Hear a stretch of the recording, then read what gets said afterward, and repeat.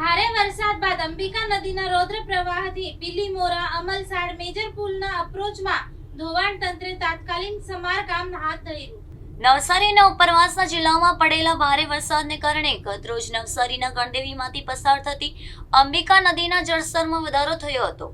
બિલીમોરા પાસે અંબિકાએ તેનું ભયજનક સપાટી વટાવી 32 ફૂટ જેટલી ઉપર પહોંચી હતી। રૌદ્ર રૂપ ધારણ કરેલી અંબિકા બિલીમોરા અને અમલસાડને જોડતા મેજર પુલની એકદમ લગોલગથી વહેવા માંડી હતી। વર્ષો થતા પુલની આવરદા પણ પતવાવી છે, ત્યારે જૂના પુલની બાજુમાં જ રાજ્ય સરકાર દ્વારા કરોડો રૂપિયાના ખર્ચે નવા પુલનું નિર્માણ પણ શરૂ કરવામાં આવ્યું છે। ગત રોજ રૌદ્ર બનેલી અંબિકાએ કિનારાની જમીનનું પણ મોટા પ્રમાણમાં ધોવાણ કર્યું હતું, જેમાં અમલસાડ તરફના અપ્રોચની નીચે પણ જમીનનું ધોવાણ થવાના કારણે પુલના ઉત્તર છેડે પૂર્વ તરફ નાનું ગાબડું પડ્યું હતું, જેની જાણ થતા ગ્રામજનોએ રાજ્ય માર્ગ મકાન વિભાગ સાથે સ્થાનિક તંત્રને પણ જાણ કરી હતી। ગાબડું પડ્યાનું જાણતા માર્ગ મકાન વિભાગના અધિકારીઓએ તાબડતોબ ઘટના સ્થળે પહોંચ્યા હતા અને ગાબડા સાથે સમગ્ર પુલનું નિરીક્ષણ કરી સમારકામ શરૂ કર્યું હતું। પુલના નીચે અપ્રોચની માટીનું ધોવાણ થયું હોવાના ધ્યાને આવતા વિભાગે પુલ ઉપર બનેલ રસ્તો ખોદી કાઢી નીચે અપ્રોચના ભાગમાંથી માટીનો ભાગ ખુલ્લો કરી એમાં યોગ્ય પ્રમાણમાં માટી પુરાણ કરીને પછી રોડ બનાવીને સાંજ સુધીમાં પુલ લોકો માટે ખુલ્લો મૂકવામાં આવશે।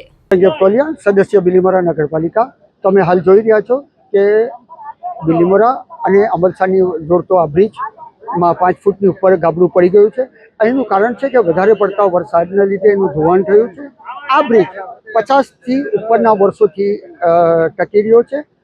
આ બધી બિલીમોરા અને અમલસાડ તેમજ આજુબાજુના ગામોની આ જીવાદોરી સમાન છે અને આનું મહત્વ સમજીને જ આ વિસ્તારના ધારાસભ્ય અને હાલના મંત્રી શ્રી નરેશભાઈ પટેલ સાહેબે પણ એક બાજુમાં જ એક નવો બ્રિજ મંજૂર કરાવ્યો હતો, જેનું કામકાજ પણ ચાલુ થઈ ગયું છે, જે તમે જોઈ શકો છો।